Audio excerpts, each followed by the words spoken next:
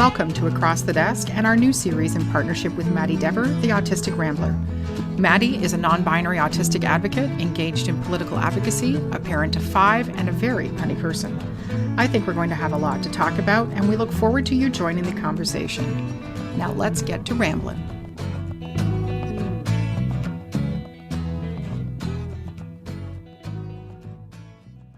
I'm just, might as well, because so far in the space of 15 minutes, I have, we've managed to have hair exercises and I poke myself in the eye with my glasses. So I'm thinking we're already on setbacks. So why not just jump right in? Good morning. Splat. Good morning. Morning. Or good. Yeah, or depending on what time whoever's listening is like good afternoon, good evening, or Good day. G'day, mate. G'day. G'day, and welcome to Across the Desk. My name is Elizabeth Plouffe, and I'm the host of Across the Desk, and we're back again. I can't call you Cookie anymore because of that gross thing you shared. Back with Maddie Dever. Just thinking of the coffee-filled Cookie Monster. There you go. That image. You ruined cookies. Anyway, I'm back with Maddie Dever. And Maddie, I don't know that we're going to show this one today. I know that it was more to throw you. What's that? It was more to throw you because I knew you would exactly respond that way. I know it's today. Okay. Has no jam. Anyway, so this is the Autistic Rambler, and we focus on not issues. I hate that word, but we focus on autistic issues. Thoughts, the whole life cycle and ambiance of being autistic. Well, one of us is one of us is not, but we're talking about the life cycle of being autistic. They didn't say it was all about being. It's yes. Talking about it, the conversation. Context. Betty, we got to do context. So okay, context. You go first because you're go. I'm bossy. Yes, red hair and all that. I have socks, so it must be so.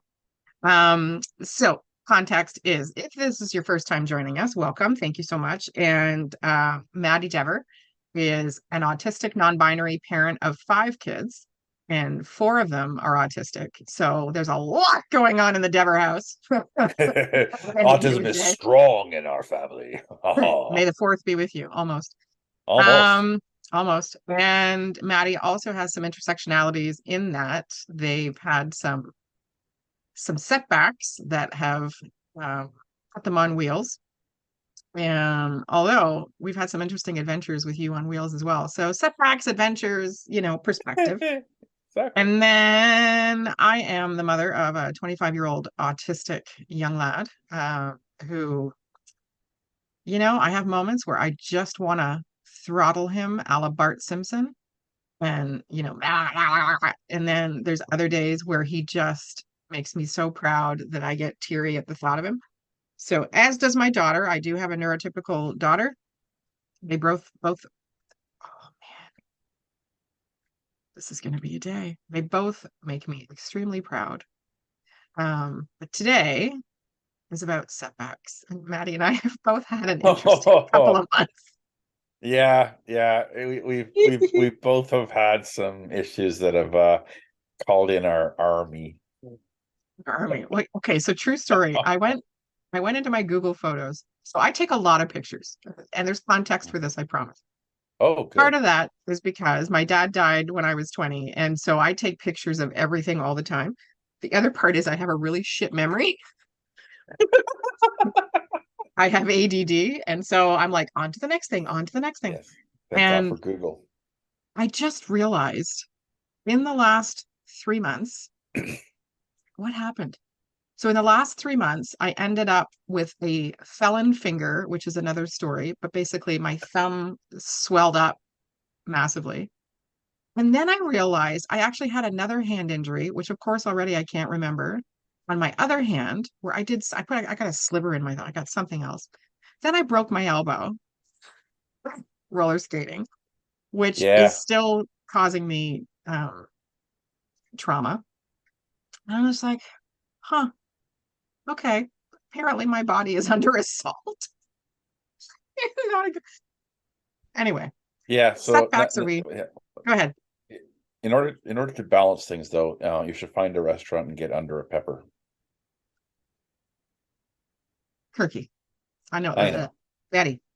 Yeah. So yeah, I texted you yesterday that yeah, we need to talk about setbacks because both of us are very busy Odd. people. Yes, we're odd. That's just good. Like if you listen to our podcast, you know that. And if you haven't, this is your first time you're listening, you now know that. You will know by the end. You will know. Yeah, strap Yes. on. Yes, It's yeah, just a exactly. bumpy ride. Yeah, so I texted that we really need to talk about setbacks because we're very busy people. Yes. We're people that are both engaged in doing a lot of things and doing these things help regulate us to do the other life stuff. And both of us have had illness or Oh injury to shit. deal with this last 2 weeks that well, I mean you a little bit longer. But it throws us. And Yes. like both you and I were at the Canadian Autism Leadership Summit in Ottawa last week. Or I Hmm. guess yeah, it's still last week because this is this week. And we had a great time. I'm so glad that we were, anytime where Oh, you and I can be face to face is amazing and awesome and fun. But I woke up the Tuesday, the second day, with a big lump on my shoulder, and it wasn't painful at first, but it was there. And throughout the day, it got a little bit more painful, a little bit yeah. bigger. And that night was horrendous. And somebody Couldn't whacked sleep. into you. Oh yeah, somebody whacked into me Monday. I'm in a motorized wheelchair, right? It should come with enough like glaring, like it should Flashing come with like a lights. yeah, flashing lights, and it should have a plastic bubble that only I can let people in, but they get bounced off so they don't actually hit me.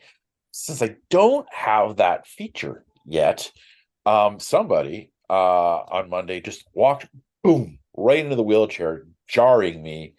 And for the rest of the day, I was in a lot of pain and was having some more and more difficulty in focusing. Now, did that cause the bump on the shoulder? No, the We bump was don't there. know. The bump was What? here's my theory. My theory Uh-huh. is Uh-huh. because how it's unrolled, reference cookie dough later.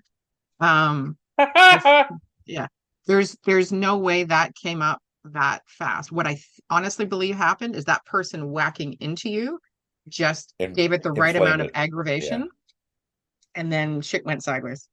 Yeah. No, the size of the bump that I saw Tuesday morning, I have seen those come up fast, within a day or two. It's like I have a skin condition that can cause those kinds of things, but they don't generally get bigger than that. It's a But cyst, yeah, it nasty. grew and it grew and it grew and it grew and it grew and it was extremely painful I and am Groot. all day Wednesday. Thank you very much for being a drug dealer and having your requisite amount of Hey, Advil. right, let's clarify. And I Sorry, made an I am Groot sorry, pun, and you didn't even drug catch it. drug dispensary. You are a drug That's not dispensary. better. I keep okay, so let's qualify all of this here.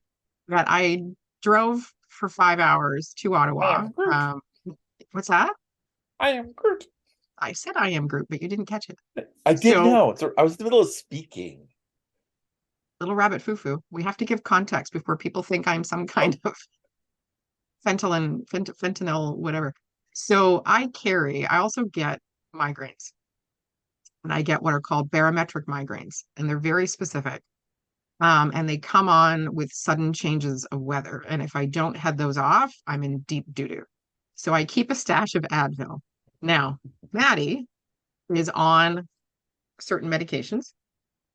So we have to be careful. But I find in those situations, and if you'd seen Maddie's arm, you'd understand ibuprofen is really, really good at sort of calming inflammation. And nobody can think well or operate well while in pain. So Yeah. I offered them Advil. Nothing else. I Just know, I know, but it was enough to if I had it every 4 hours, it was enough to just to function. damp things down. Yeah, enough that I was able to spend 20 minutes writing a speech that I gave later that afternoon, and which being was able to awesome. actually give it. Yeah, so thank you very much. But the I came home from Ottawa Wednesday evening, Thursday. It's so much bigger. So I go to the hospital, and the doctor did an ultrasound on it and said, "Oh, well, there's no pus underneath it, so it's just an infection. Have some antibiotics and take them for a few days, and it should go down." The next day, oh my God, it doubled in size again, and And it I was got a play by so play through painful. Slack. Yeah, I was just like, I that's I too much had detail. yeah, I had to go to Ottawa. No, I didn't. We're not talking about the details yet, and I we'll have to decide whether you want to. I'll yeah, we'll get there, and you can tell me whether or and I'll just ignore looking at you on the screen. Um, My face should say it all right now. Okay. yeah, I know. Anyways, I had to go to an appointment in Ottawa, that I had booked for months, so I was able to get through that, get home, went. My daughter came home from work. She looked at it, says, and checked my temperature was like 102 Fahrenheit, and I don't know what that is in Celsius for her. So one Hi. thing that yeah, it's high, exactly. Unlike my daughter at times. Um, or actually very much like my daughter at times, just not me. Hey, Anywho, bad. anywho, I know, rabbit hole, but yeah, she looked at me, she checked my temperature. It's like, I'm calling 911. Like, this is bad. So I said, okay, well, you're coming with me. I said, but I want to do stuff. It's like, I'm not able to talk to doctors right now, and you can't. So I need you to come with me. So I usually uh I usually keep her out of helping me with medical stuff. She helped me for pretty well the full first year after I had my surgery, and she burnt out. I respect that, and I only call on her when it's like a real emergency. So yeah, she went with me, and let's just say that the ultrasound either was read wrong or was wrong, and there was the doctor There took was care some of stuff. there was some stuff. The doctor took care of draining it. Hugely painful. And yeah, so I was then put on an IV port to come and have antibiotics by IV for the next 5 6 days, which yeah, last night was my first night without it. Yahoo. But anyways, the pain is one thing, but what was really setting me back, 'cause I deal with pain every second of my life, and I've learned how to account for it, adjust for it. You know, when it gets too much, rest. When it calms down again, keep pushing through. My body and I have come to an agreement with each Bruce. other. Yeah, and this so the pain was worse because shoulder pain, every single muscle you move in your body, your shoulder feels. Like, just try for a moment to hold your shoulder into your body and talk. You're definitely going to feel it. If you put your finger down on your shoulder, you sort of feel the vibration of It's every the single thing you do. trapezius. Yeah. So it's all the muscles Oh, through your neck all connect in different. Yeah. Yep. Yep. yeah. So I've had issues with my shoulder off and on for the last 20 years. So I hate it. It's the worst. So the pain was bad, but what was worse was the damn fog, the brain fog, and the fatigue. Because I can work through pain. I cannot work through brain fog. I can't concentrate. I can't think. Yep. I can't put a few words together without feeling pain. I can't go on the computer and do Zooms. I can't follow people. I can't listen. I can't concentrate. Oh, it's just the worst. And so the last 2 weeks, until late yesterday, this fog has just stopped me from doing anything. Mm. I've been very fortunate that I've only had a very few things that were scheduled this week. and I had to like not be part of half of them. But yeah, so I've had a lot of time to rest, and it's worked out that way. But there's all kinds of things that I'd wanted to do, to grow, to just to plan for future months and things like that, that I've just had to put it all aside. And in the past, that that the two things that would throw me is not knowing what's happening next Mm. and not being able to think straight to do things. And so like having to cancel doing things that I should be able to do, but I can't because my brain's not allowing me to You just think or shoulded to yourself. talk. Yeah, but I'm talking about what in the past. I'm Okay. going back to the past, right? All right. We're I'm not just saying. we're not in the present right now. Don't shit I'm yourself. talking. I I can shit myself in the past because that was the attitude I had. Hello, Hello. I'm listening. hello. I'm just You're doing. adjusting. By the way, in case you didn't get this, we're doing a callback to a previous episode where we talked about shutting the should up. It's a great podcast. Go listen to it after this one. Don't stop now. But that's a great Queen song. Um, well, we talked about, should we need to stop saying Shaming of should. should this. Exactly. Yeah. Do, will, can, try. Try is good. Um, if you don't I always say to try, you people, won't instead of do. saying you should do this, I always say you could try this, is Yes, what yeah, because should definitely. implies that they weren't doing it right before. And it's not that they were doing it wrong. There's just Yeah, other ways that might work better. yeah. So back to this, so we don't rabbit trail Brain the fog. bunny Yep. hop. Yeah. Um, Brain fog is still very difficult for me to handle because, like right now, from the car accident, uh, I've been left with my brain working, my mouth working, and four of my fingers working enough, and every other part of my body has got some sort of issue to it, and I've accepted that. So when my brain and my mouth get get themselves Hijacked. into trouble, yeah, Mm. it's hard for me because it just means that those few things that I have been able to rely on and have done me well these last 3 years, um, they're gone for a bit. And in the past, that would have wallowed me down to the ground, and I wouldn't. There would be a depression that would set on from that, Yeah. and which just creates another cascade of inability to do things.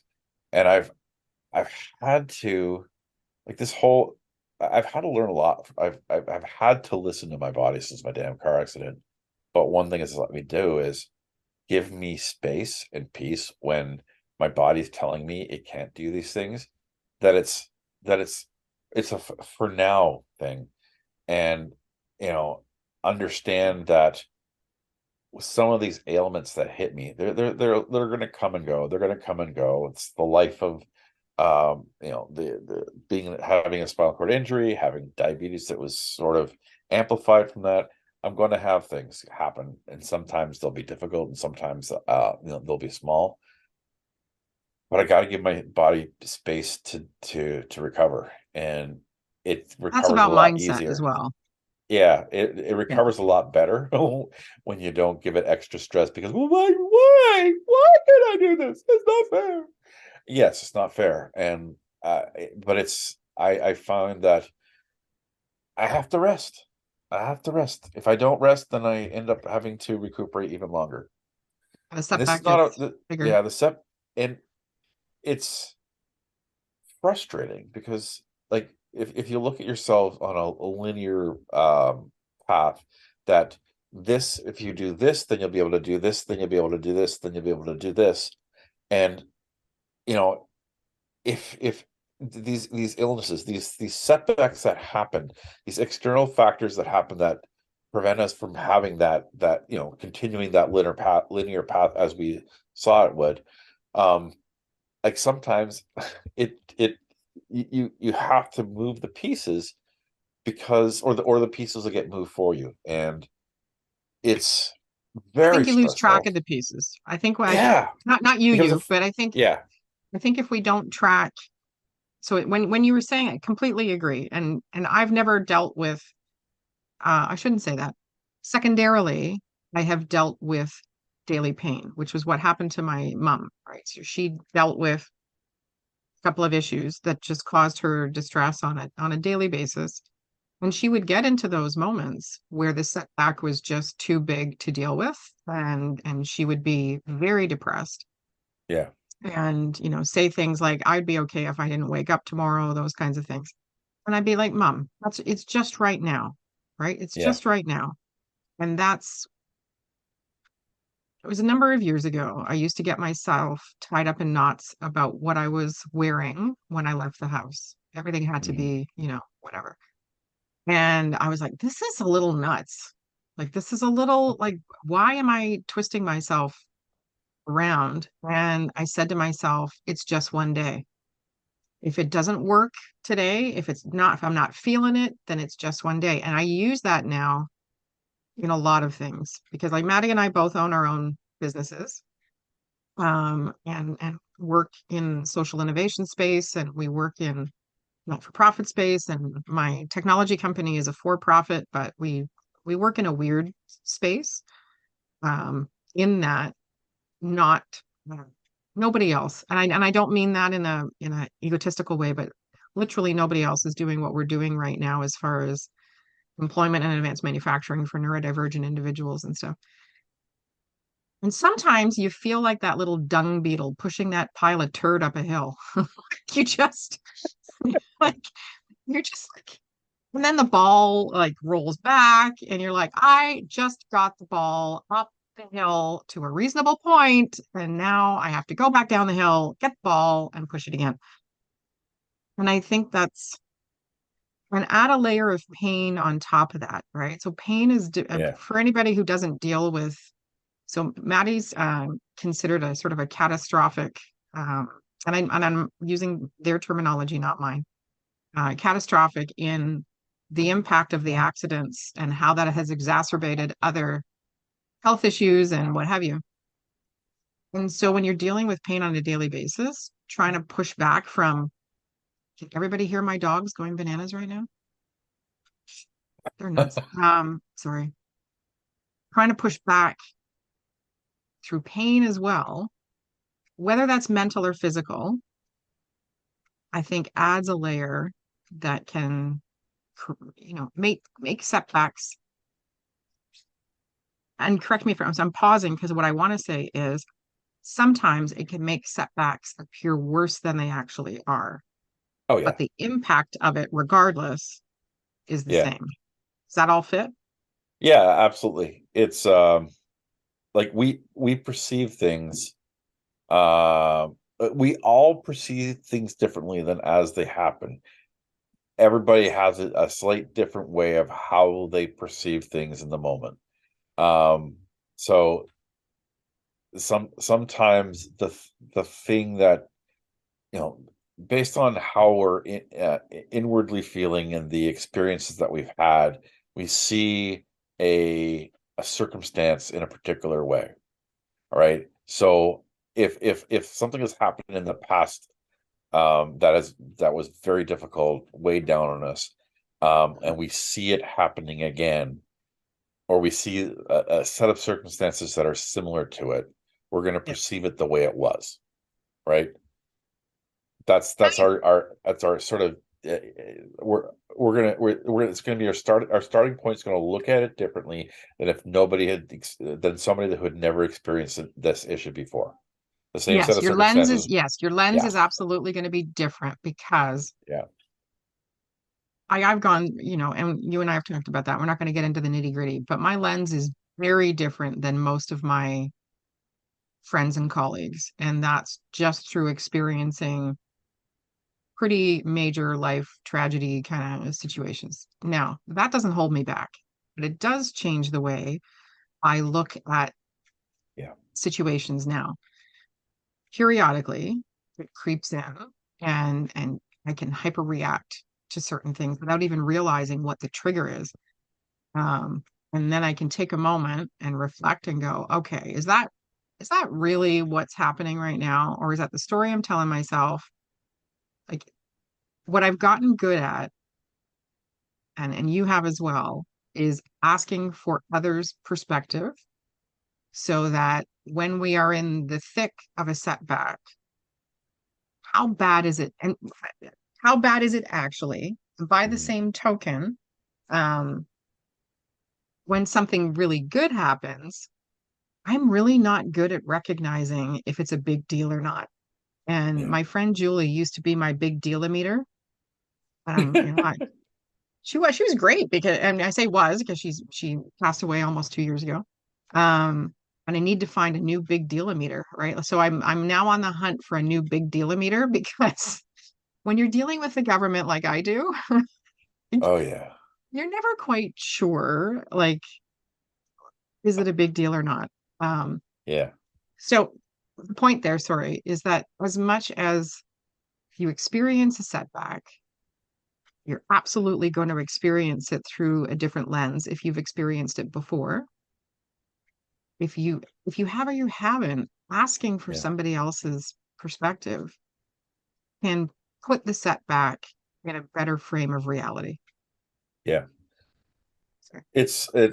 I also have a series of people that I sort of do reality check-ins, especially like um it- I come from a history of not trusting my ability to determine if somebody's being sarcastic or being mean or setting me up. Mhm. Um and I in the last few years I've more been able to accept my judgment of people because I've had a lot more good and positive experience that really turned out to be good and positive experiences.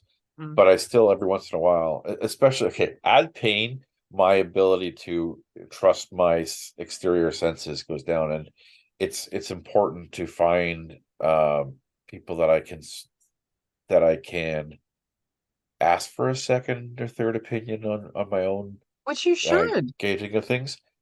It's because like it's so hard to looking back through the lens of my life and how many times I was bullied. Um, as a kid, bullied as a teen, bullied as an adult, and it makes your ability to trust the like again the good thing. Is this a Mhm. good thing? Is this a big thing? It makes it harder to trust, and it's That's a important to whole other find. podcast, right? Oh Because that my on its gosh, own, yeah, because my son experiences, and it's interesting. We have to do a podcast on that.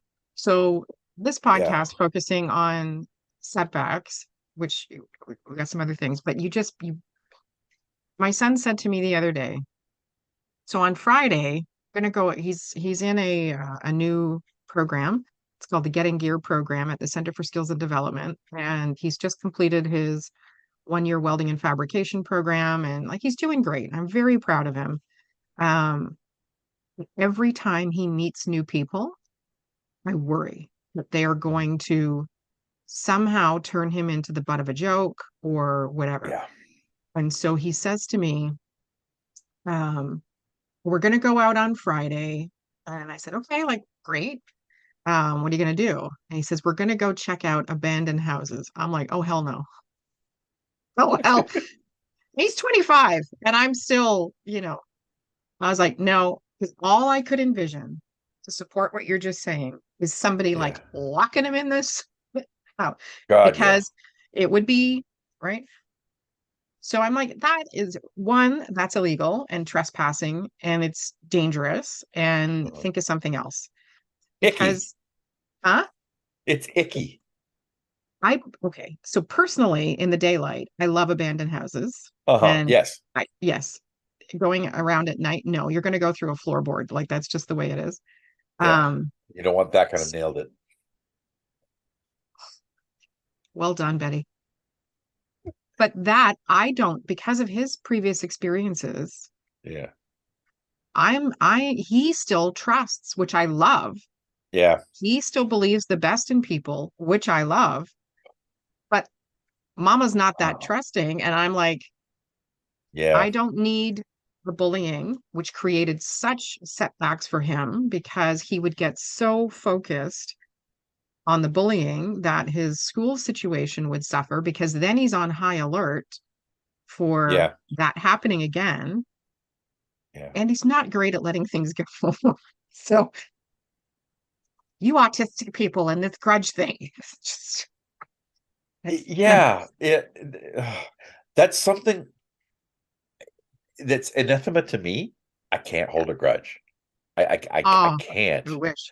Yeah. But I do know others in my of my family, my kids and others that like they hold. Grudge I guess hard. for me, everything is on my sleeve. Like I let things out, I talk Yeah. things out. I need to because yeah, like if I didn't do that, I'd probably hold it in because like Make you sick. yeah, I like between this podcast and my counselor, everything comes out. But that's, see, but That'll be that's what I five love, because cents.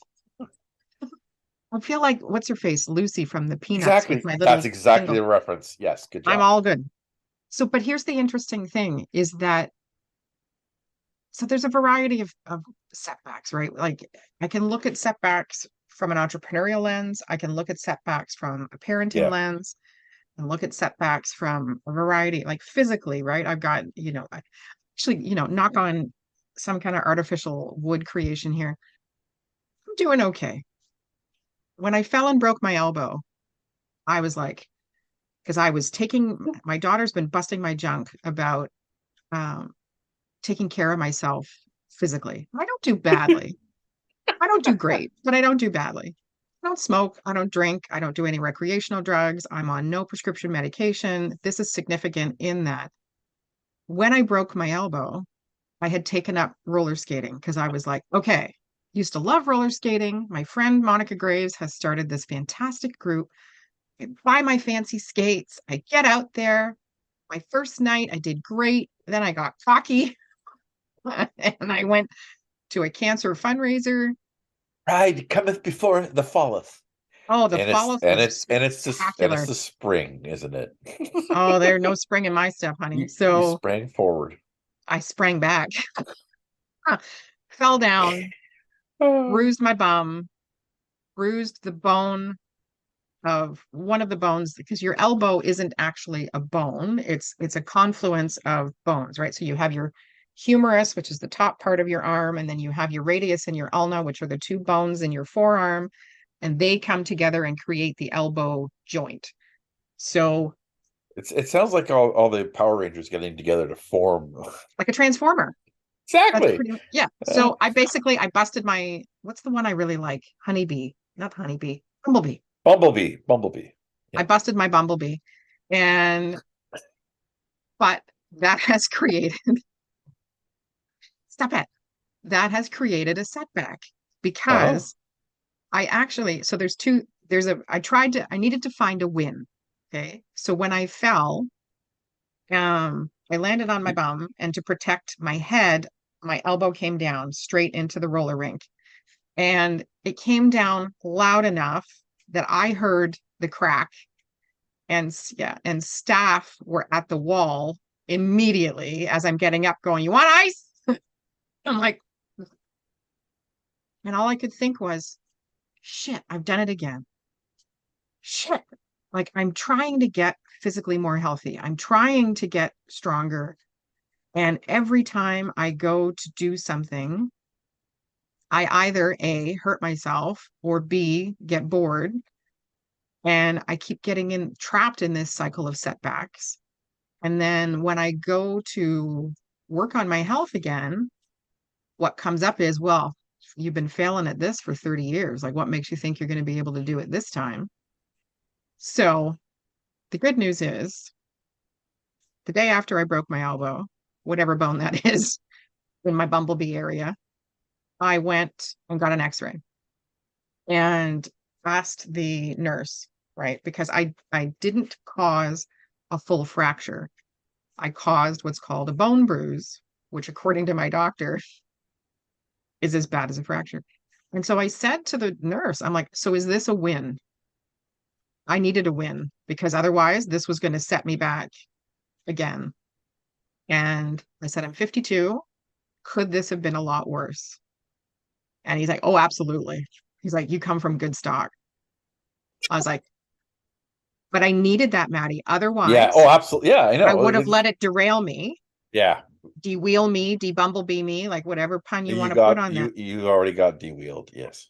I got de-wheeled. I really Yeah. got Were hard. you staying in your own lane when I this was. happened? These two ladies in front of me just stopped all of a sudden. I was like, I'm going to take them out. And I was like, I sacrificed myself. So I'm like Optimus Prime taking the hit at the end. Um, but that's where all of these years of me trying, right, Yeah. to find something. I, I mean, who here can raise their hand and say they're like charged up to go to the gym? That's not my, I've tried for years. It's just, That would it's not my, require me to be able to raise my arm up. well, you were hair exercising before, so that was really Oh, cool. that's right. Yes. Yeah. Now that I realize I can do that, as long as I just pull the hair and not the head, Look like you're the milking a pull so milkweed, Maddie, if we're not gonna milkweeds. probably we're not gonna put this up as a video because Nope. I'm not looking spectacular, but Maddie has put a lot of hard work. Oh, there's a setback.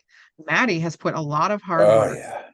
Yeah. into coming to a truce between their perception of themselves and their expression of their personal appearance. And I'm so proud of you because they have come to this place where their hair is beautiful and gorgeous and long and brown. And that's the point of me explaining this. But they have also embraced this. I can't stop staring at your beard because it's just so gorgeous. But they've come to this place.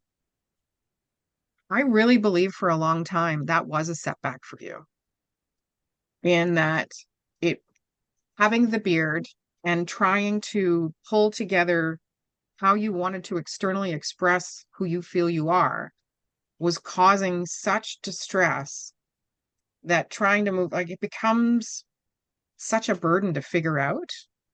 Yeah. And the freedom that I see in you now. So at the Yeah. beginning of this, when we started recording, Maddie has limited mobility in their shoulders and their fingers, and they were taking their hair and doing like Suzanne Summers, we must increase our bust with their, which was awesome. Yeah. But those kinds of setbacks, how do we help people try and find the win so that Yeah. when the feeling of the setback is done, Yeah. because it will end, folks, right? So This too shall pass, as opposed it's, to none shall pass. oh, you had Gandalf and whatever going on there. I know. There was an excellent thing with Tom Hanks, Shia LaBeouf, and two other actors. I think it's Vanity Fair or something, but it's actors on actors And and it's a actors, yeah. table reading. And Tom Hanks says, you're feeling terrible and you're never going to get a job again and your acting is awful and whatever. This too shall pass. You're feeling great and you're on top of the world and everybody wants to book you and da da da da da. He's like, this too shall This too pass. shall pass. But I Yeah. wonder, how do we get to that point where we understand Yeah. that regardless of the situation, right, you have every right to feel how you feel in the moment of the setback. How do we get people to that point where they understand that it will pass, right? If Yeah. you make effort. I think looking back at the last, 47 and some months, 47 years and some months of my life, and up until 7 years ago, there were massive highs and massive lows and massive highs and massive lows. And I You've had some think, stuff. oh, I have had some amazing opportunities and some spectacular failures. The one thing I like, my mom, oh no, my mom, like my dad said, every time you lost was just another way of figuring out how to win. That was his Yep. attitude towards sports.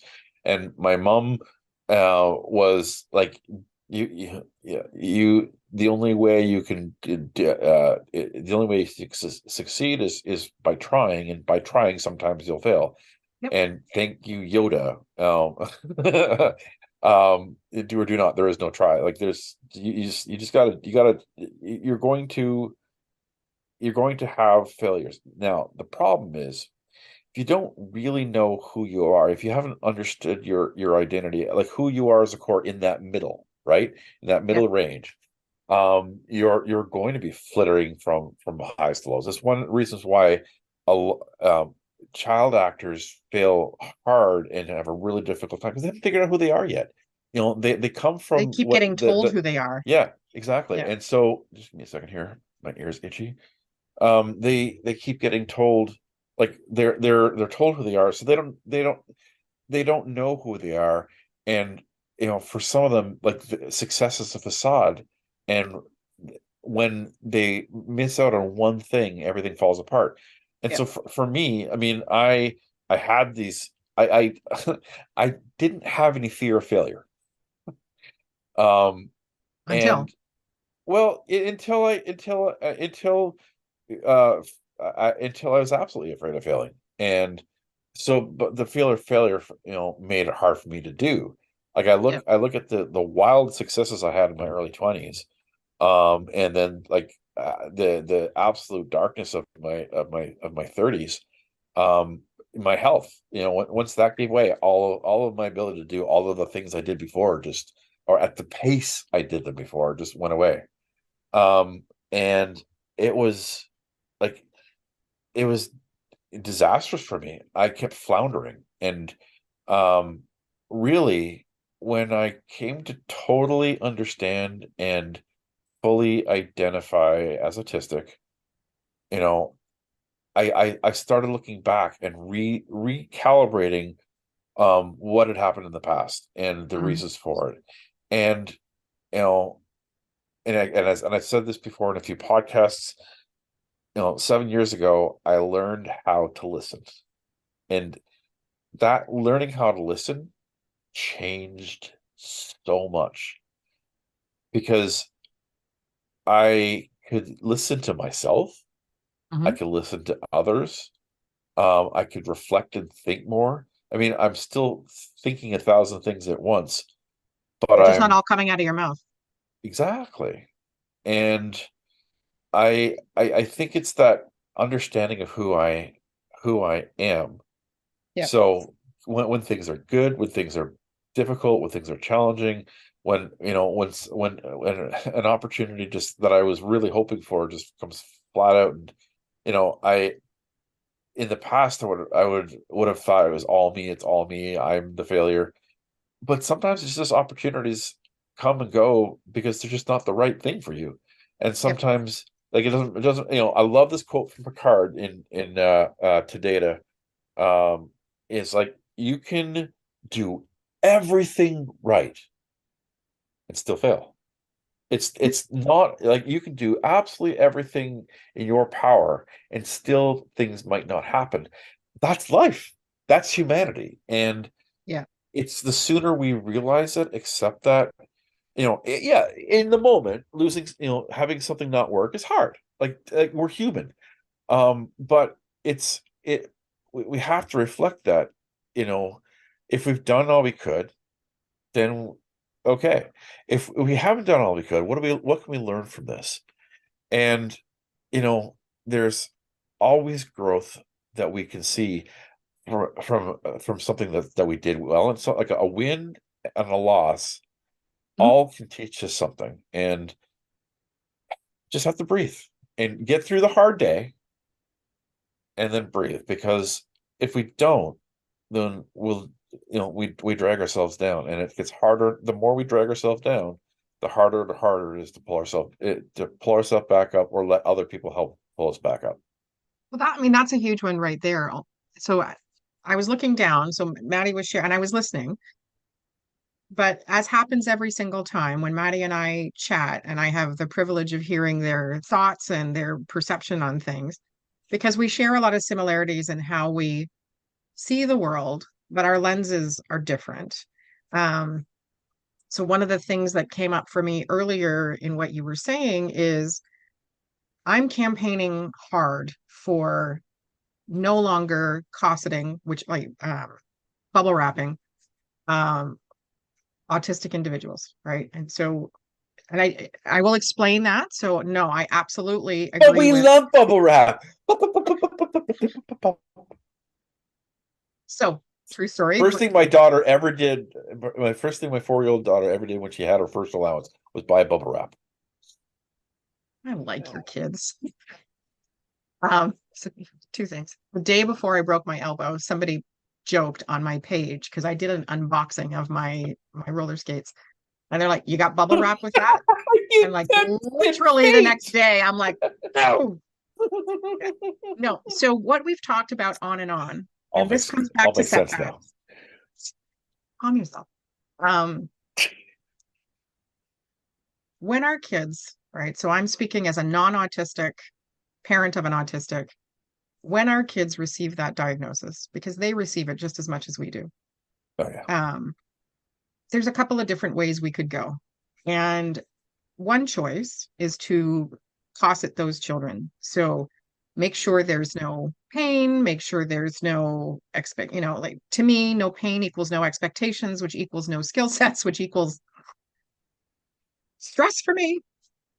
The other way, which I am discovering more and more is not the way people usually choose to do things, is you double down on making sure that that kid understands that they are resilient and that kid understands that setbacks will happen. And you teach that child the Mhm. more you try, the easier this is going to get. And I don't know if I've shared this before, and I think I've shared it with you, but uh, my son did a year at Sheridan College for visual and creative arts. He's extremely artistic, he's very talented, but that's a really hard industry to make a living in. And so Yeah. we did a 1 year program to test how he would handle college. And I was driving him somewhere someday, and he says to me, "Mom, um, I'm not doing great in English." He's also dyslexic and he's also ADHD. And I said, "Okay, like tell me more." Because my superpower is English and communicating and writing and whatever else. "Well, I failed X." I said, "Okay." And he was really like tied up in knots about this. And I said, "Okay, like tell me more. Like, what does that mean?" "Well, I don't like it and I'm failing and da da da da da." And I said, "Okay, Thomas." I said, "Here's what I need to remind you about." I said, "Dad and I will never get mad at you for failing because that means you're trying." I said, "So there's a few things that are within your power to control around failure." Because I've done some research on this. I am committed to one day doing what's called a fail con, where the entire conference is devoted to failure. Because we spend so much time in society Mhm. lauding success and this, and then failure, you're like a Oh God, leper, yeah. which is so ridiculous because how do you try and grow and become better if you don't fail?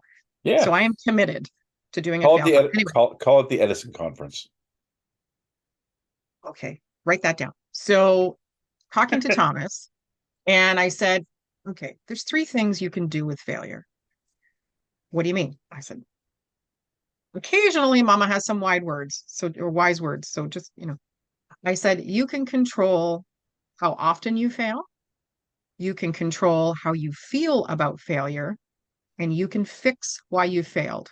I said, "I will never get mad at you for failing. I will get mad at you if you fail again for the exact same reason, because that's just dumb. Yeah. Like if you've tried that, definition of insanity is doing the same thing over and over again, expecting a different result."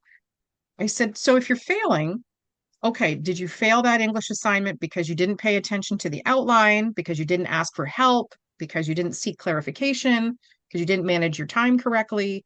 Like, what was the reason you failed and created that setback?" Which for him could have become, I have a spot, could have become a failure spiral that could have mushroomed into a big old setback and like college could have gone for a shit.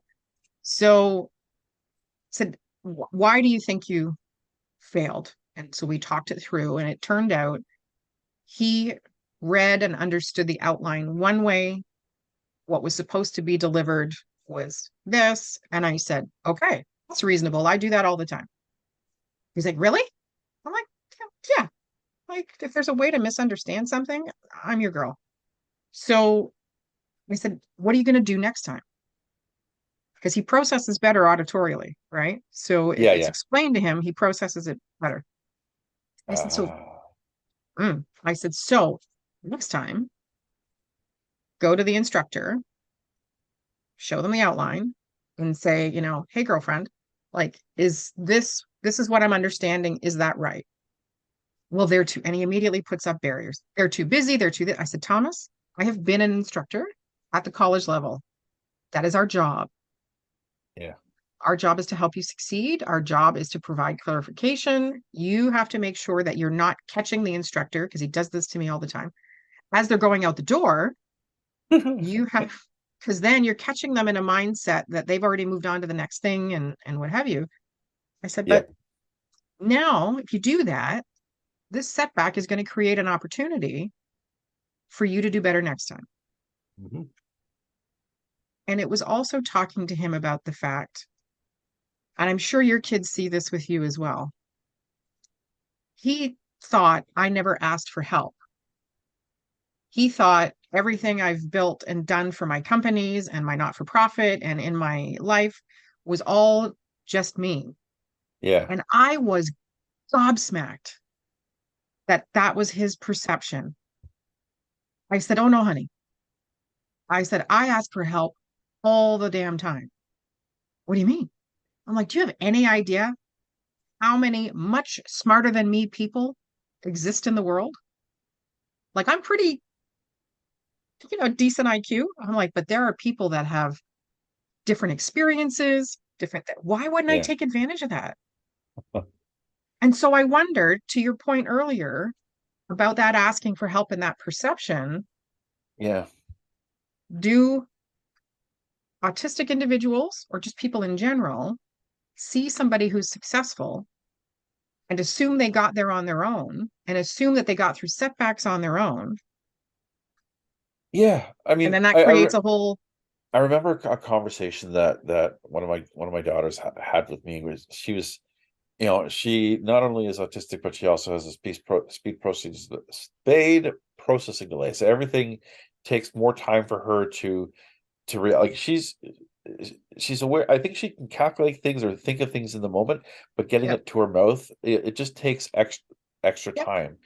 And you know, it was I think it was she was in grade 6, and it was overwhelming her how much more the gap is, and how broken and everything she is. And I said, listen, girl, every single one of your classmates has something that they're struggling with too. You don't see it because yep, it may not be affecting them, in a way that you can see.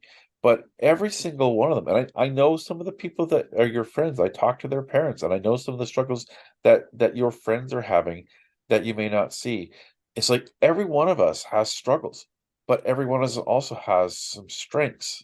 And yep. and I told her, it's like, you go in the room, you light it up. Nobody can stay upset if you're in the room. You make people laugh. You also make people feel comfortable, and that's something Huge. that the other kids can't do, but you do really well. And it was the first time that she sort of, first of all, could realize that somebody that she's perceiving something that she can't, that there's something behind that she Mhm. doesn't see, that's she has to then think of. Like, I think in our homes, our kids see us in isolation. They don't see us in our In work, our in our natural things. habitat. Exactly. They don't see us in a natural habitat where we go and seek out the greatest things that will achieve us enormous success, as well as the deep pains of our lives. I feel like Oh, Mark Hamill all of a sudden. oh, oh, okay. So sorry, I just had a thing. No So problem. I did too, but it was a bit no, no, more no, than a no, thing. but that was a good bit though, because okay. So this ties in, I promise. Excellent. Paulette, my business partner and my friend, obviously. I mean, I say business partner just to give context, but she's, BFF. What is it? BFFL? I don't know, something. Best So friends forever for life. Best friends for life. best There you friends go. for something like that. Yeah. So she was trained in this program called Living Life to the Full. And it was an opportunity to work with neurodivergent individuals and their parents, but separately, Uh, right? Because we needed the parents to understand the program that the neurodivergent individuals were going through. And this was all yeah. about handling the impact of mental health and what have you. Natural habitat. What I used to be really bad at was showing my kids that I was sad and showing my kids how I dealt with anger and how I dealt with whatever, right? So I deal with that by journaling, gardening, calling a friend, all of those things, but they never saw those pieces, right? They Yeah. just saw me knuckling down and getting through, which is my go-to. I'm not going to lie. Yeah, yeah, yeah. So when we delivered the Living Life to the Full program, and Paulette does an excellent job of delivering that, and it's really good information. We're working on delivering it again. We were talking to the parents about taking time for themselves because their complaint was that their kids weren't taking care of themselves, weren't going outside, weren't engaged. Da, da, Yeah. da, da, da. So then we started asking them, well, what do you do to, and Parent capacity. only one consistently got out for walks. So we took a break, Yeah. went to the bathroom, came back, and Paulette had started. And I said, I need a second. I'm her co-facilitator, but she's the one who's trained. I said, I need to ask everybody something. And, I said, how can you expect your kids to take care of themselves and Yeah. make effort and practice resiliency when you don't set that example? Yeah. So if we don't demonstrate to our kids, to the people around us, how we get through setbacks, how Mhm. we handle, the disaster of that, and how we move forward, especially with autistic individuals, it's not something they're going to pick up osmotically. I They're know. not going to investigate that on their own. I get passionate about this. And we talked about like in a podcast that we did recently. Like if parents need the capacity to be able to do the things to model for us, Yes. because you know it's if you can't time manage, it'll be pure like luck of the Irish if your kids will They learn have how to to go manage around. time. Yeah. If you have issues with setting structure and setting schedules, like your kids are gonna it'll be much harder to teach your kids this. So it's important to take time for yourself to be able to let the kids see the harder parts, the modeling the Yeah. harder parts of getting through the struggles, getting through the setbacks, getting through the pain, getting through the sadness, getting through the grief, getting through all of the things that we have typically tried to shield kids from. Yeah. And we see the generation, the millennials who have no concept Oh, everybody's of first place and oh everybody my is god. special and And everybody, you're it, just fabulous. And I'm like, what the shit is going on right now? Those kids kids who know have who grown up in wins and loses. houses Yeah, I know. where the Oh my moms and god. the dads have blown smoke up their little tushies because God Yeah, forbid they feel any kind of pain or distress or failure or whatever. When it yeah. comes to those individuals in the workforce, they are cataclysmically Oh. impacted when they get bad experience. Like even back to Is this the reason the post-secondary. boomers aren't is this the reason the boomers aren't resigning? It's like, we're not Right? letting these kids take the keys. Like I'm not a boomer. I know what am I? No, A you're Gen not. Xer. Yeah, Yeah. yeah, And I gotta tell you, my parents, no smoke. It was like if you did something good, you got a pat on the back. If you did something stupid, you got a smack in the head. And you learned the difference. And you learned that the sun did not shine out of your tushy and that hard work is where you get to where you need to be. So it is hard work to get yeah. through setbacks. It is hard work to It is. accept failure. When I got the news, I worked with Maddie and I worked with our team on putting in an Opportunities Fund application. And the Opportunities Fund is a fund that's available through, I believe, the federal government, and it is focused on providing opportunities for people with disabilities. It's very specific. And we work with a great organization called the Cine Family Foundation out in Calgary. And we have a great working relationship with them. And they have a great concept called the Ability Hub. And the Ability Hub provides programming and support for individuals who are neurodivergent.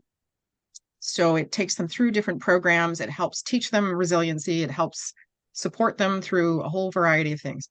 So we developed a version of that in partnership with the Cine Family Foundation and put together what I thought was a pretty spectacular application. And we kept waiting and waiting and waiting to hear the news. And I had a bottle of champagne in the office. I had like signs posted about what was coming. I had worked my ass off on partnership development and partnership letters, and I had put a lot into this, a lot, a lot. And the team did as well, but I was the main driver behind it. So the day we got the news that we did not get the funding, I was crushed, like flattened. And I couldn't function. And I got phone calls from the team because I had to send out the message that we hadn't got it. And immediately, are you okay? We know you're not going to be okay. Yeah. And it's okay that you're not okay today. I was in tears. My poor husband, he was just like, first thing anybody ever says to me when something like that happens, which I love, is they're like, okay, but you're gonna, like, you'll be fine and you're gonna do it again, right? Like, it just doesn't occur to anybody that I'm not gonna try again, Yeah. which I love. But I have to tell you, folks, sitting in that moment where the next 3 years, which we had planned out, were gone, and the opportunities and the partnerships we had put together to deliver some really great programming and create some fantastic employment opportunities and deliver programs that don't normally get offered to autistic individuals, because there's the perception that they don't need leadership development, and there's the perception that they Yeah. don't need corporate-based programming, which is of huge value when the core delivery is around team communication and team building and all of those things that everybody struggles with, never mind somebody who's neurodivergent. That all went away. And it took me 3 days. I didn't expect it to create. To me, that was a big setback. And 3 days was a lot. And the day I had to go into the office and take everything down to do with the Ability Hub, Yeah. I just remember standing there. And then I had to also let our project partners know that we hadn't got the funding. Every single one of them came back and said, we're sorry to hear that. A couple of them said they were shocked to hear that. And all of them said, we're in for the next application. Like, so you got your feedback, right? You're going to do the feedback process. And I don't think, and we've talked about this previously, if I hadn't gone through what I've gone through in life, if I hadn't been raised in a home that expected you to dust yourself off, like if I got hurt, my mom would say, are you bleeding? That was the thing. Are you bleeding? Mine would laugh. Yeah. Well, it depended on how I did it, but my mom would be like, what'd you do that for? I had That was spectacular failures. Mom, I did whatever. I have blood dripping off me. Well, what'd you do that for? It's like I did it intentionally. But what that taught me was I can move past it. It is okay to be sad and upset in the moment, but then you pick your shit up. You ask for help. Yeah. I mean, she did take care of me. I don't want you to think she was heartless or anything, but she never freaked out unless it was. I did get hit by a motorcycle when I was 7. That did give her a pause. She did. But you know what she did, Maddie? Just to sum up how my parents. Uh-huh. So I promise this all comes together. We're a little rabbity today, but it all comes together. We're living in the US, and we lived at the bottom of a hill that had, bottom of a hill, like not a steep hill, but a hill. It was great for motorcycles. And I was like 7 or 8, and I didn't hear the motorcycle coming, didn't expect it, whatever happened. And I walked into the street and the motorcycle took me out.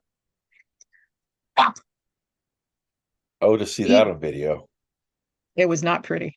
And I remember, and the individual dropped their bike. Like, I have no idea what happened to the individual. See, it's a long time ago now, 43 years ago, whatever it was. And I'm lying on the ground, kind of going, 100% sure what happened there. Just lying there for a moment, processing. My poor mom had come out of the house and watched the whole thing happen. Oh my God. Yeah. All you could hear in the Oh. neighborhood was, I'm going to pull back from the microphone a little bit. Elizabeth Ann? Yeah. That's all. Could have had a broken neck or whatever. Oh my God. And I was just Yeah. like, up I get. And, that was my mom. And get up now. And then she freaked out a little bit. I could have had a broken leg, whatever. Yeah. She's just like, it's Oh, fine. That if I hadn't been raised like that, and if I hadn't had the experiences that I've had, I don't know that I would be as resilient as I am now. I don't know that yeah. I could get through. And if I hadn't learned to ask for help, and if I hadn't learned to identify that I have gaps in how I deal with setback and gaps in my knowledge of how to persevere, I don't know that I could get through those things. And I think the same Yeah. for you with, having 5 kids, 4 of whom are dealing with their own diagnosis, and then having your car accident and then Well, having the fall. they all deal with the diagnosis. 4 of them happen to have one that's autistic. Oh, okay. Well, that's a whole nother. Yeah. But you are now, despite those setbacks, an incredible advocate for your kids, an incredible advocate for yourself, an incredible advocate for other members of the autism community, because you understand that shit's going to happen Yeah.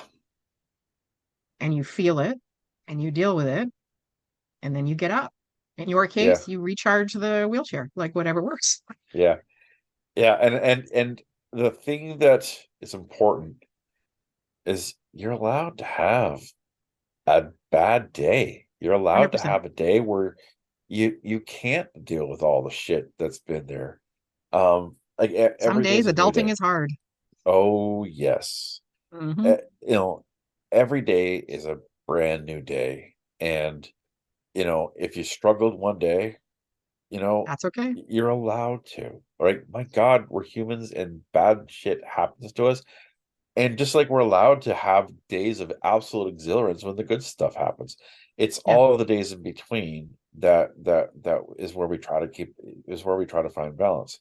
Yeah. And that's why, like I said, it's learning who I am and understanding where my limits are allows me to breathe and understand that this too shall pass. Or Gandalf. But you are kinder. I think getting through Yeah, setbacks. So to sum up, because of course we're at our hour mark, we usually are. What we're trying to say is one, setbacks will happen. It yeah. just is. And if you go through life expecting it to be posies and, unicorns farting rainbows, it's not. Your setbacks will be harder. Yeah. The more you don't believe setbacks will or should happen to you, the more that they will, and the longer Plot they'll take. well, they will hit you harder. And applying that fairness lens will also create frustration Oh God, because yeah. setbacks have nothing to do realistically with No. fair or unfair. When people say, why me? My response is, why not you? Why not? Yeah. Like that's just the way the universe works. It's not, when you have a setback, it's not personal. Yeah. There can be personality traits that contribute to setbacks. Yep. There can be circumstances which can exacerbate setbacks. But please don't ever go through this life thinking that you are the only one. It can feel that way, but Yeah. you are not. So the reason we share what we're talking about is Maddie and I have both experienced a wide variety of success and a wide variety of setback, and we are the norm. People, I cannot think of one individual that I know in my life who has not experienced something in the form of the setback. Some have less than others, 100% true. Mhm. Some have an inordinate amount. What they are expected to learn out of that, I'm not completely sure, but it's how you handle it. Mhm. It's the skills that you build from it. It's the acceptance that you learn from it.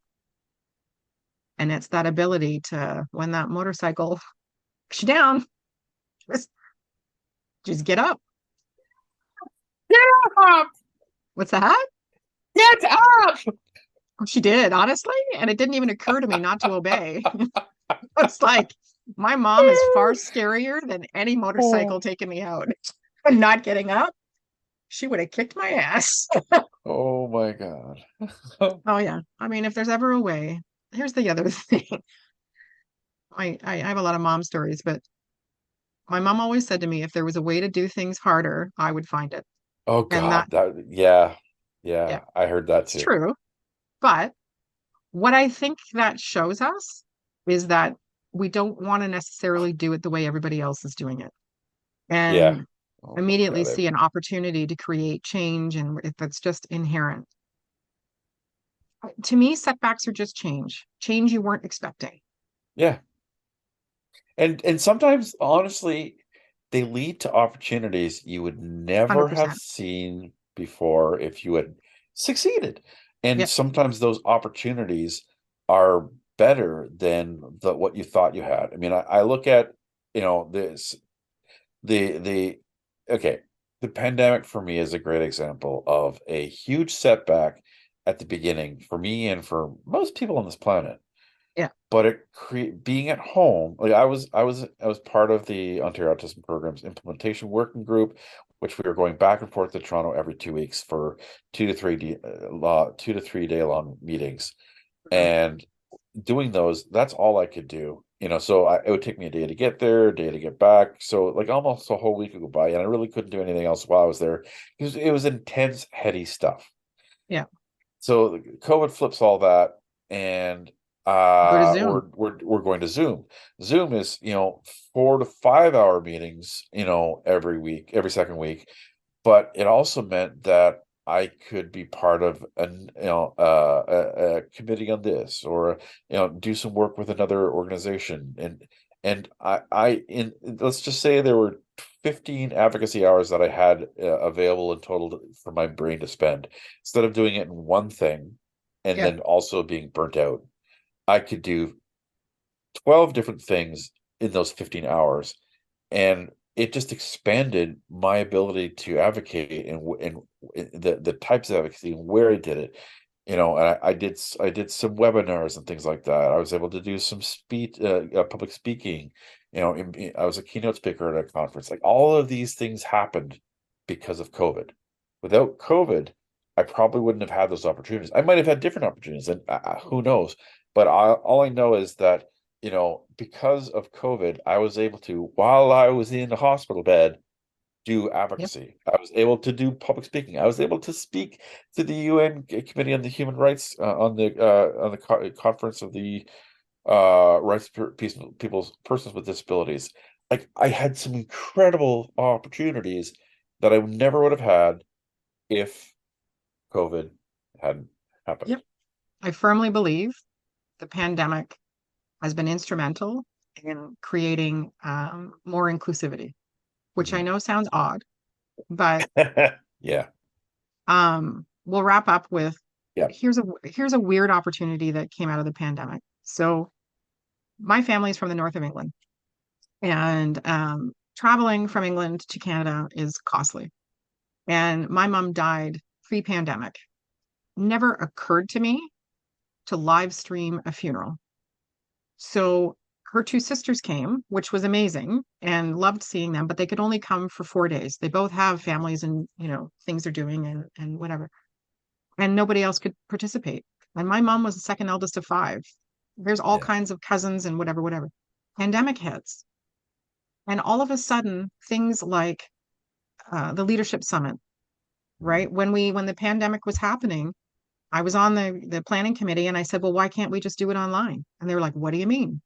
I'm like, there's all kinds of opportunity for us to do it online. And so that's how the Leadership Summit came to offer online and now an in-person and online component, which has now allowed people from much further across Canada to attend. And for folks like Yeah. Maddie, who are facing intersectionalities around managing wheelchairs and injuries and health conditions, right, can still participate and be heard, but not have to go through the physical stress of getting there. To funerals, you know, client of mine, the father of the organization, passed away recently, and they were from South Africa and had family. And I said to the daughters, I said, well, why don't you live stream the service? What do you mean? I'm like, it's still a thing. So now we have individuals who have an opportunity to attend services for family and friends and Yeah. whatever that have passed, and that will continue. Yeah. Now we have, you and I have been fortunate to meet in person a number of times, which is great. Yeah. I completed an entire project that took a year and a half during the pandemic. I have never met the project partners in person. And we managed to deliver a 1-year project on neurodiversity and advanced manufacturing, which has now bloomed into a project with the National Research Council of Canada on introducing trades in advanced manufacturing to neurodivergent individuals and educating employers.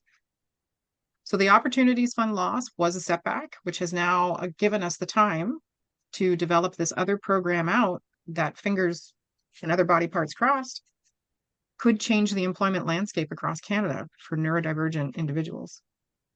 So you will be upset by a setback. You will be annoyed by a setback. What we're counseling, I guess, or advising is recognize that it's just one day. Just like Yeah. a pair of jeans that are itchy, it's just one day. Ask for help to fill your gaps if you are not sure on how to handle the emotions surrounding a setback. Recognize that failure is a powerful thing. You know, like, don't set out to fail, but be okay when it does, because that means you tried, which is amazing. And don't expect setbacks to be fair or unfair. It's not personal. It just is. And then get up. Dust If your yourself mom's off. yelling at you. Yeah, dust yourself off. Oh, I had And scrapes start everywhere. all over again. Jazz hands. But I think that's all right. I've got some ideas that you and I are going to chat about once we hang up. But All right. that's what we're about, folks. We're all going through crap. And I know that sounds very trite, but it's true. Yeah. Yeah. I don't know. Any wisdom to wrap up with there, Betty? It's it feels enormous, but Yes, ma'am. no matter how enormous it feels, it's just a moment in time. And give yourself the ability to feel and then to grow. You just gave me an idea for another t-shirt. Anyway, okay. So thank you for joining us today. Like I said, we were discussing setbacks and how they will happen and how to get through them and ask for help. And I'm trying to think of resources to send you to, and we'll try and figure that out. You will have somebody in your circle who can point you in the right direction. You're only one person away from finding the answer. It's just a question of you advocating and asking. And it's honestly, it's that simple. Yeah. It seems huge, but it's that simple. So thank you for joining us, everybody. You gonna say goodbye, Betty? Yeah, this is the Betty Cookie saying goodbye. Oh, you ruined cookie dough. Okay. Talk about that another time. All right. Okay. Thanks, everybody. Bye-bye. Goodbye.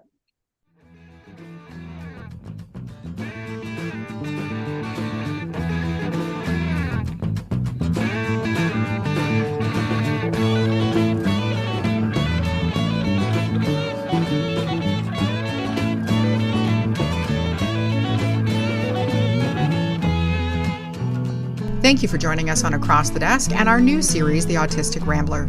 Please visit spirocareerscanada.ca to learn more about the tools we're building with the autism community, and please visit theautisticrambler.com to learn more about Maddie Dever.